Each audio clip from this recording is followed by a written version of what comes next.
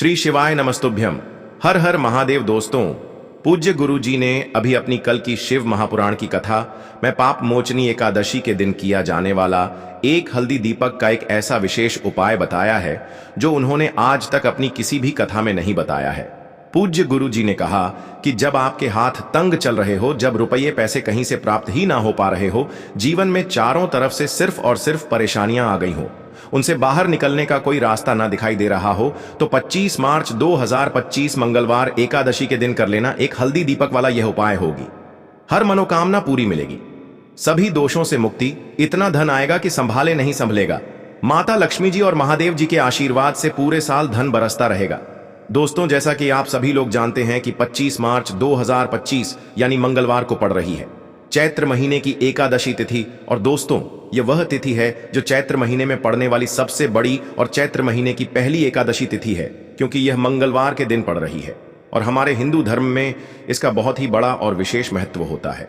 पूज्य गुरु जी ने कहा है कि अगर कभी भी मौका लग जाए और चैत्र महीने की एकादशी तिथि मंगलवार को पड़ जाए तो आप लोगों को सिर्फ और सिर्फ हल्दी दीपक वाला उपाय तो अवश्य ही करना चाहिए, क्योंकि इन दोनों तिथियों का संयोग बहुत ही कम आता है।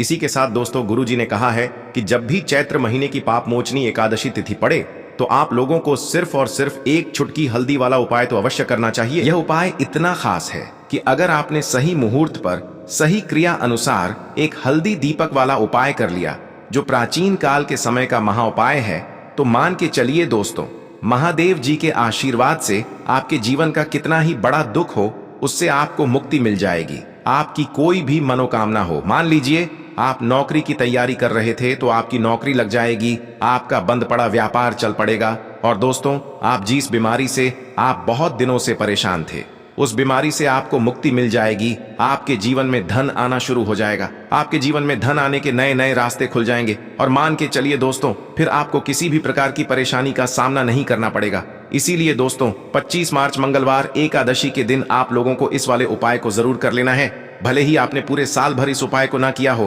पर अगर आपने इस चैत्र महीने में पड़ने वाली एकादशी के दिन अगर इस वाले उपाय को कर लिया तो आपको इस उपाय को करने का वह फल मिलेगा जिसकी आपने कभी कल्पना भी नहीं करी होगी।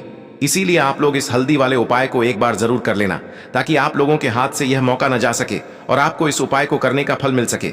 दोस्तों, यह उपाय पंडित जी ने अपनी अभी की ही शिव महापुराण की कथा में बताया है, जो इस उपाय को आज हम आपको बहुत अच्छे से समझाने वाले हैं। इस वीडियो को देखने के बाद इस उपाय को समझने के लिए आपको कोई और वीडियो को देखने की जरूरत नहीं पड़ेगी।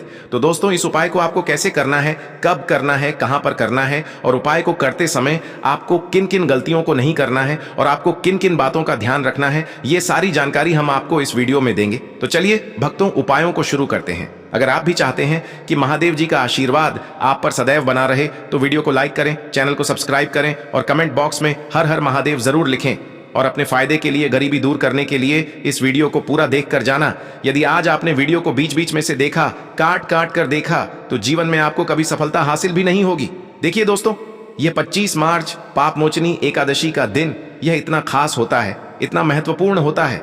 देखा गया है कभी कभी बड़े बड़े पूजा पाठ अनुष्ठान से जो मनोकामना पूर्ण नहीं होते, वह 25 मार्च मंगलवार एकादशी के दिन एक छोटे से उपाय करने से ही आपकी मनोकामना पूर्ण हो जाती है। अब हम समझते हैं इस वाले उपाय को हमें करना किस समय है। इस एक हल्दी दीपक वाले उपाय को हमें चैत्र महीने के एकादशी के दिन करना किस समय है। तो देखिए, इस उपाय को करने का जो समय है वह सुबह का समय है और शाम का समय भी है। अब देखिए, यहाँ पर हम मुख्य रूप से सुबह का समय नहीं बोलेंगे, क्योंकि 25 मार्च मंगलवार एकादशी का दिन है और इस दिन प्रदोष काल के समय का बहुत महत्व होता है। बाकी अगर सुबह के समय भी करेंगे तो भी अच्छा होगा, उसमें कोई भी दिक्कत वाली बात नहीं है। तो चलिए जानते हैं इस विशेष उपाय के बारे में।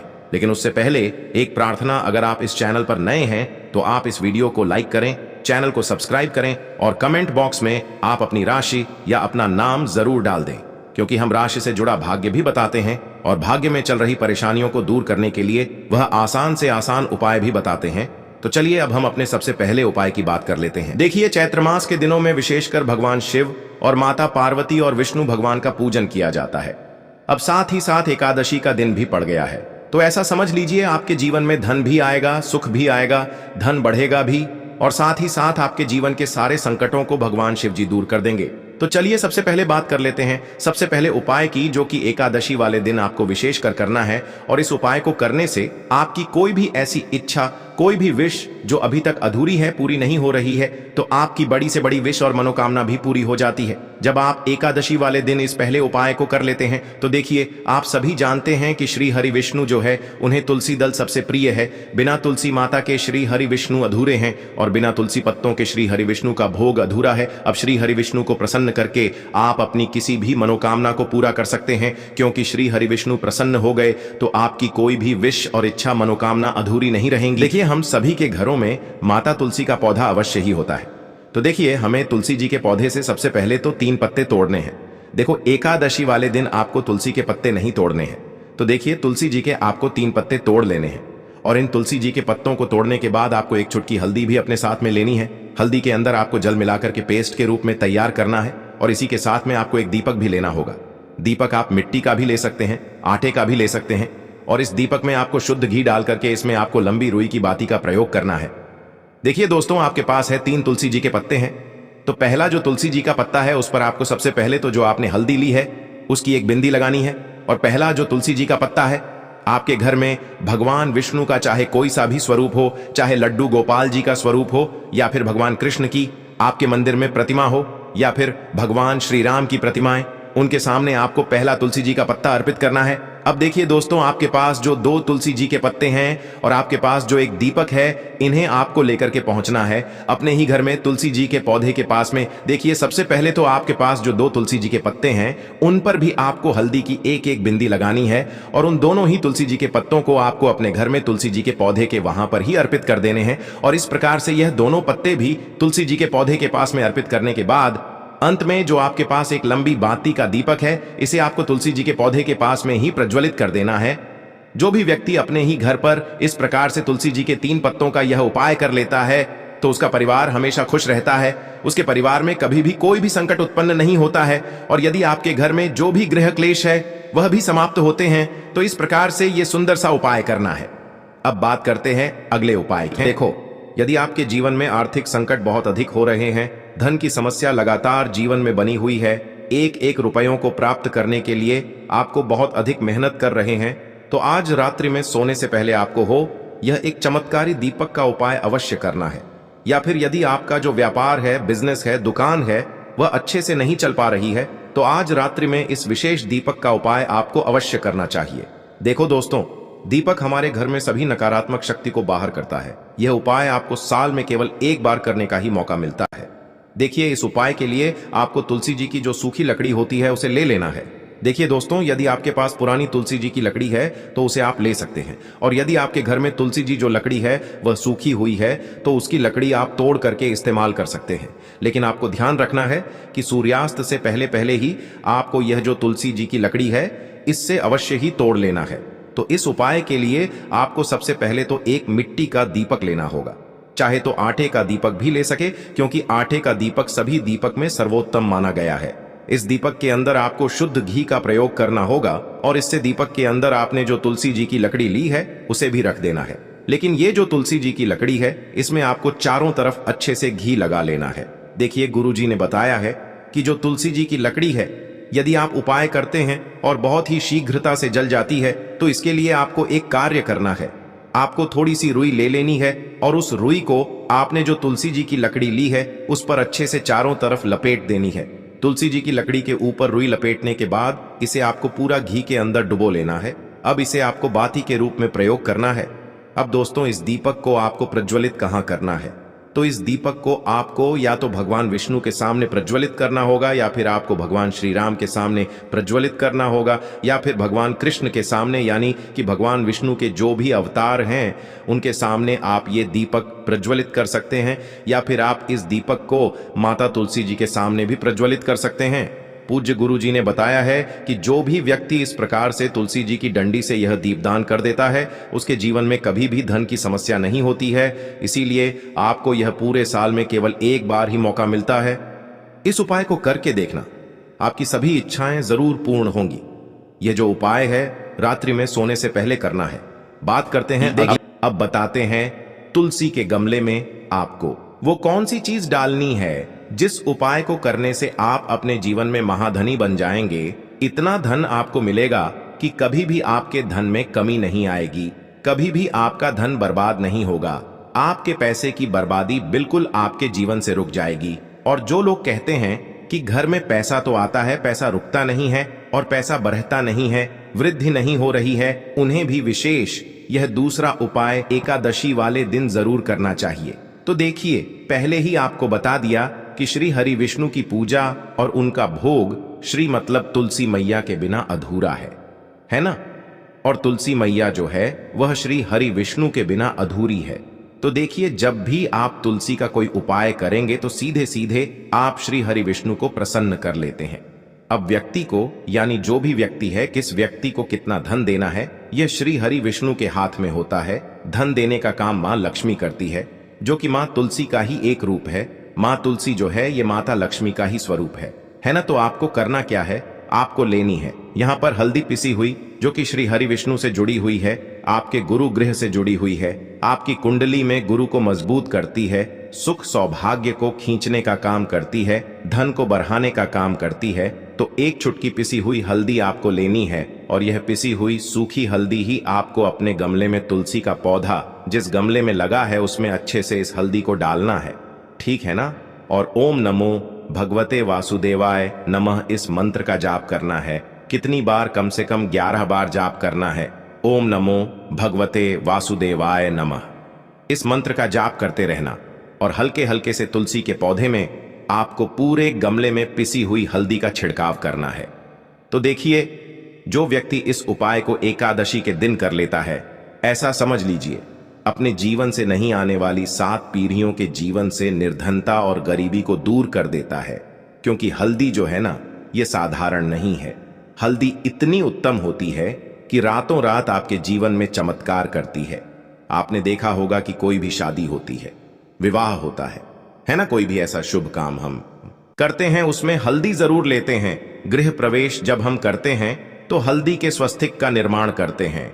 कोई भी अच्छा काम करने जा रहे हैं, हल्दी उसमें लेते हैं। और हल्दी जो है यह आपके गुरु गृह को मजबूत कर देती है।